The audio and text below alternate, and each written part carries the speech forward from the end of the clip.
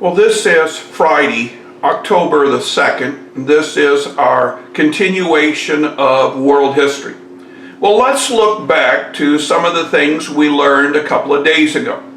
We learned that King John was forced to sign the Magna Charta, a great charter that spelled out the responsibilities of the king. That the people said there could be no taxation without representation, that there should be a trial by jury for those who are of the Lord class. And finally, Parliament should be created for a place for the lords to sit. Parliament was a house of wealthy landowners who had title. Now, having title meant that somehow, someday, you might become king. Now, the idea was that the king would convene Parliament, and the king would ask for Parliament's advice. Sometimes the members of Parliament would advise the king, even though he had not asked for this advice. Now, this is the way things are going to operate really until about, say the 1600s. And in the 1600s, Britain is going to go through a great change. Today, in the 21st century, Parliament is composed of English citizens, what we call commoners. And the commoners are both men and women, and they look upon the monarch, the queen in this case, as merely a figurehead.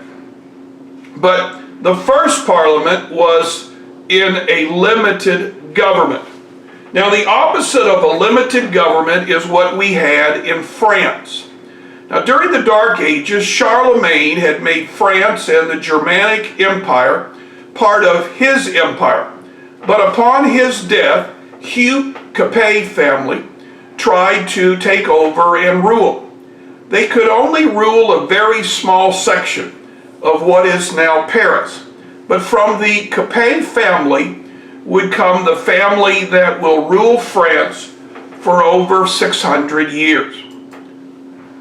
William had taken control of England by the 12th century, 1100s. And many Frenchmen saw this as an opportunity to take William's land. One of them was Louis IV. Now, Louis IV was what we call a Bourbon. This is the family that was created out of Hugh Capet's family. The Bourbons are going to try to unify France. They're going to come up laws that will unify the lands, unify the tax system, unify who pays who. But Louis and his descendants were different than their English cousins. There was no parliament in France. There was no jury. There was no Magna Charta. Louis believed in what became known as absolute monarch. I will tell you what I think, and you will do as I say. And the Bourbons will continue to rule France until the 1700s or the 18th century. Probably the area that had the fewest limitations is that of Germany. Now, Germany as we know it today, it was composed of about 60 to 70 small duchies. And these duchies are going to take power once Charlemagne dies. And there really won't be any type of central government in Germany until the 19th century. That would be the 1800s. Charlemagne had been crowned Holy Roman Emperor by the Pope.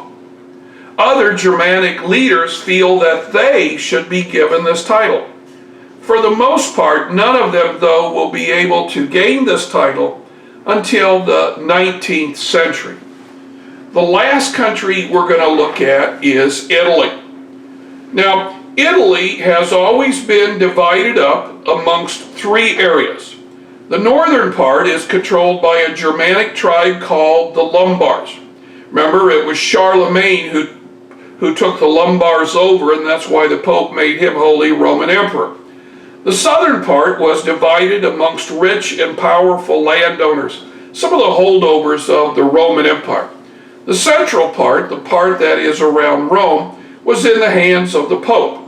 Now until the 19th century, that would be 1800s, all three sides would fight for control of who could take over Italy. The Christian church had begun during the Roman Empire, and for the most part, the Christians practiced in secret. They knew that if they met out in the open, they could be killed by the Roman authorities.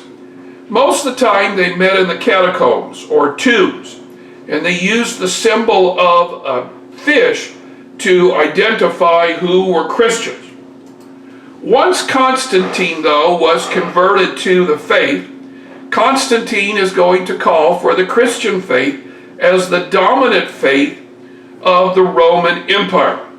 Buildings such as the one in this particular area became known as basilicas, Latin for the architecture that we see in the pictures.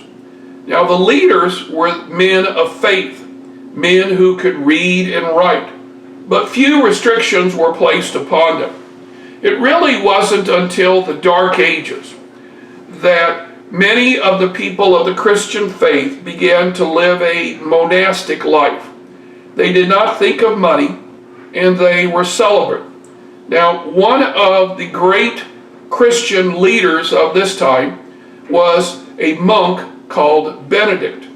And Benedict is going to ask all those who follow him to take a vow of chastity, cannot be married, and a vow of poverty. And many people are going to come over to Benedict's way of thinking. Leaders in the Christian faith became known as bishops.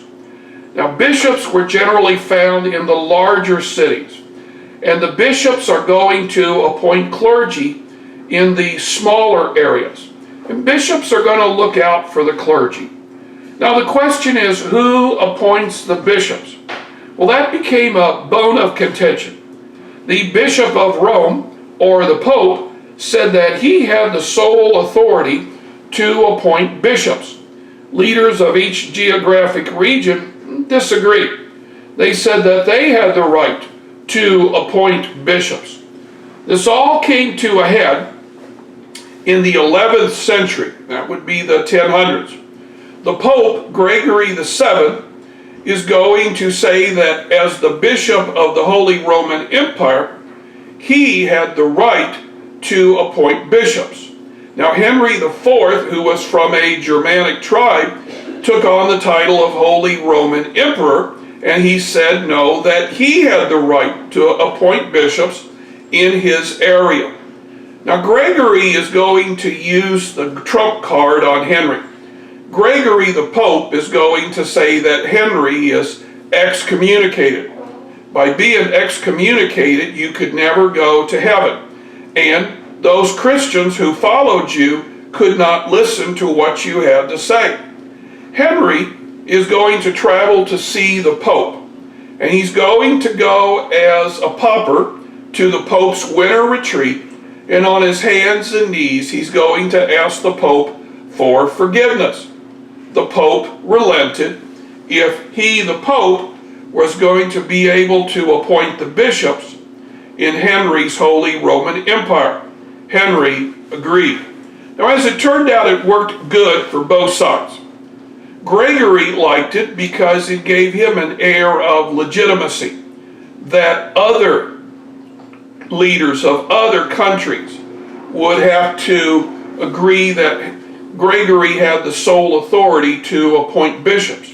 Henry, the Holy Roman Emperor, could now count the fact that he had the backing of Rome, and he, Henry, was the one true Holy Roman Emperor. This quieted many of the quarrelsome leaders in the Germanic states and made Henry the top dog. The compromise was cemented by something called the Concordat of Worms. Now, the Concordat of Worms says that only Rome and the Bishop of Rome could appoint bishops in the European nations. Now, this not only applied to the Holy Roman Empire, but it also applied to France and England. I think this is probably a good place where we could stop, because this is where we're going to see a great division in the church. What we'll do on Monday is we'll use that as a day to go over our terms, to find out what terms are going to be on the quiz, what terms are not. And then on Tuesday we will have our quiz. We're about halfway through with this presentation.